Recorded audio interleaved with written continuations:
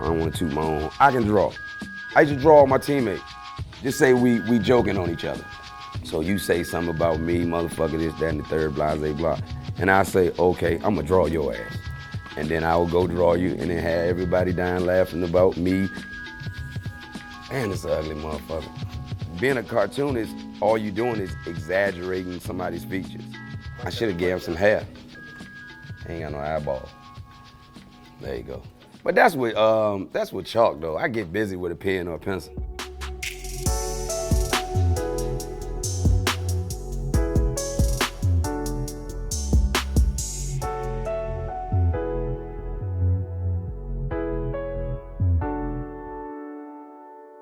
Just a reminder that the sophomore class meeting will be held after school today at 3:15. I'm a Hall of Famer, but you know how fast somebody can be in a barber shop and be like, man, AI ain't shit. You know what I mean? It happens. How you don't like somebody that you don't know? You don't even know him. What his color? What his size? How popular he is? What? Everybody don't like you, man. It could be one thing you say, something you do, and that's why I don't get too high, I don't get too low. I've made a billion mistakes. I've done things right a billion times. You know what I mean? I'm human, and that's that. I don't read no comments. I don't read the comments. Got too much to live for, too much love around me, too many great people around me to let the evil things override that. My love around me is too powerful. I think about my mom, the memories of seeing her cry, the memories of her being embarrassed that we ain't no hot water, or we, you know what I mean, we didn't have no lights, you know what I mean, and her apologizing to us for it, you know what I mean, and like those memories created the attitude that I had as far as I'm gonna take care of my mom one day and she's not gonna have to go through this. When you're ready to fuck up, when you're ready to do something that can take you off that path of making it, that's when you think about your mom. And it's like, man, I gotta push through this. Gotta go to class. I gotta, you know what I mean? I have to study for the SAT. You know what I mean? Like, I can't hang out with these guys all night. I can't do what they doing. You know what I mean? When they were tooting cocaine and smoking weed, I'm like, that ain't what NBA players do. So I can't do that.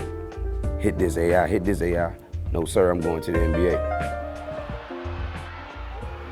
Being in a wrong place at the wrong time could have cost me everything. You wouldn't be in here talking to Allen Iverson. You know what I mean? It wouldn't be no Hall of Fame ceremony for me. My mom went to John Thompson and said, can you save my son's life? And he gave me a chance. He saved my life. You know, he always say, you know, that it was because of my mom that he took me.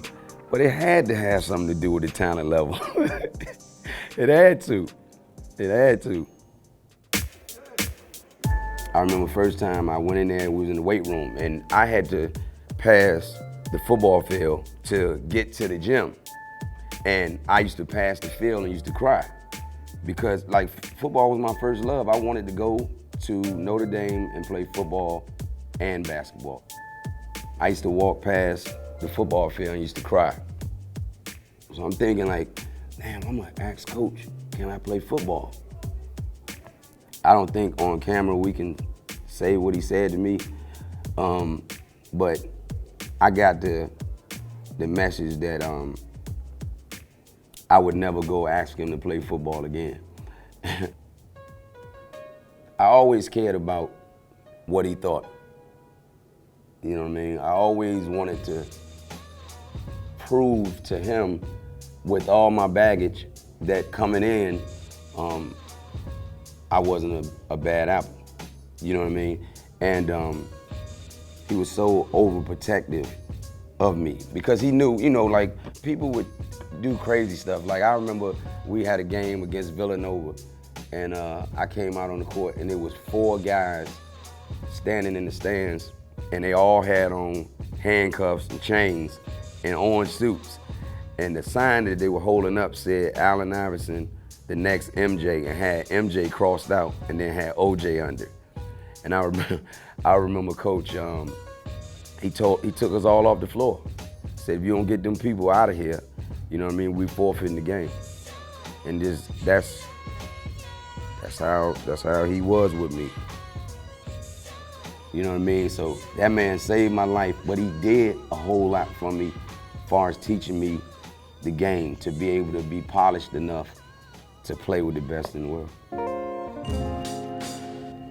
Anybody that know Allen Iverson know Black Jesus was it for me. I wanted to be like Mike. I remember the first time seeing him, I couldn't believe it, man. Hey, I ain't never looked at a person in my life. I done seen million celebrities. I never looked at somebody that didn't look real. Never. Like the goddamn guy was glowing or something, man. Like I'm looking at him like during it, I'm looking at him like, that's him. You know what I mean? I'm looking at his socks. I'm looking at his shirt. I'm like, yo, he got the Jordans on. You know what I mean? He got the knee brace on his shin. He got the wristband on. Like I was blown away. But once they did that, showtime. They gonna leave here. They always gonna know who 23 is. But tonight they gonna know who number 3 is. For real.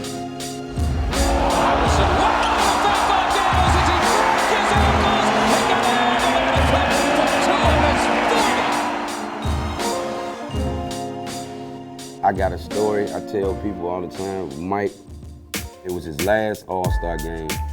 And you know, I'm with Reebok. So that's crazy that I'm about to say this. But we didn't make the Jordan jerseys. But it's his last AllStar game. I want to pay tribute and homage to him. So went in the house, cut the tag off, cut the Nike sign off in the back, put on my Bulls hat, came in there, and I'll never forget it. Man, he was sitting in the coach's office with his feet kicked up, smoking a cigar with his uniform on. I was like, man, that is so cool. Like, you know what I mean? You smoking a cigar before the game, man. You know what I mean? Like he was but you in the coach's office, man. You run everything, man. Never forget it, that was my guy.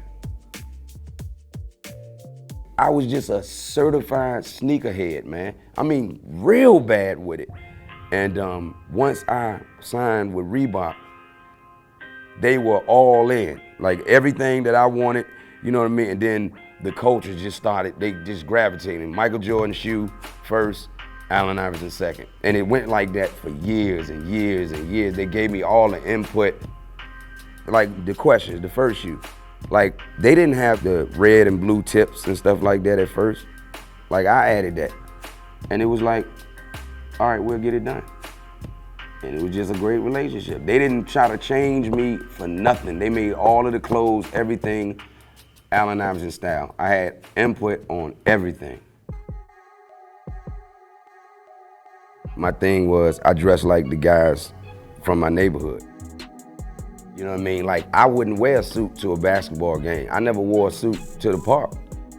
I wear sweatpants or jeans, sneakers, and let's hoop. You know what I mean? And it was like, we never seen nobody come to an NBA game or dress like this. Everybody got on a suit. Everybody's dressed up like they're going to Sunday school. You know what I mean? And I just wore what I usually wear. I used to always say, you know, they want me to put on a suit.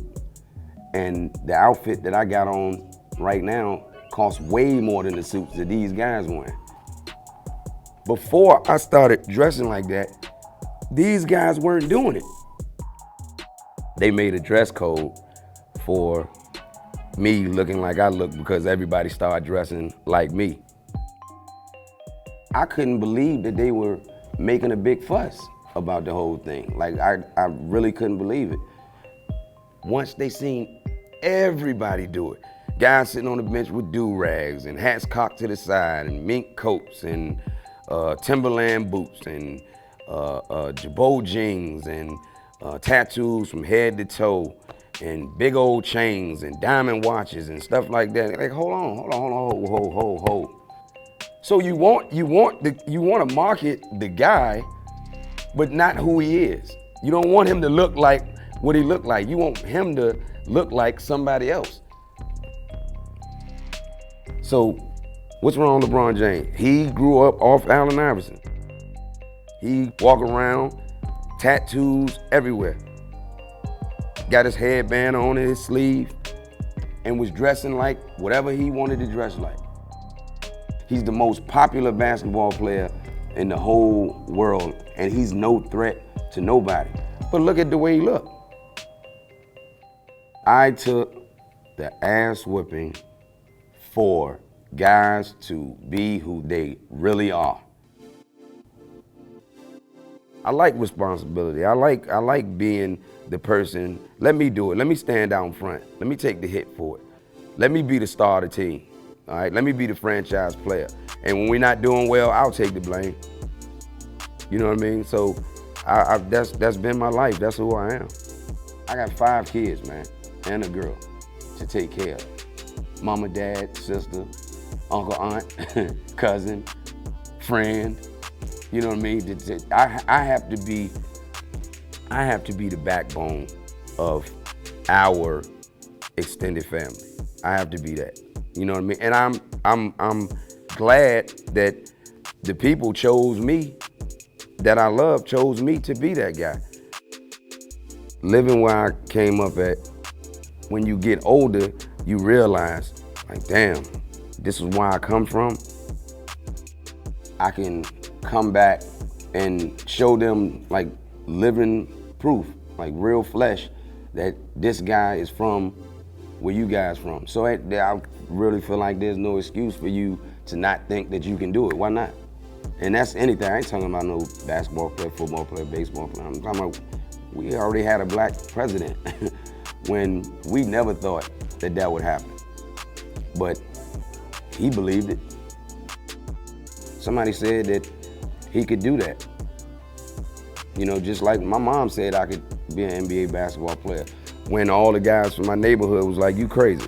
You know what I mean? Nobody make it to the NBA from around here. And in my mind, I'm thinking, well, my mom said I could. I believe my mom, so I'm gonna do everything that it takes for me to fulfill my dream.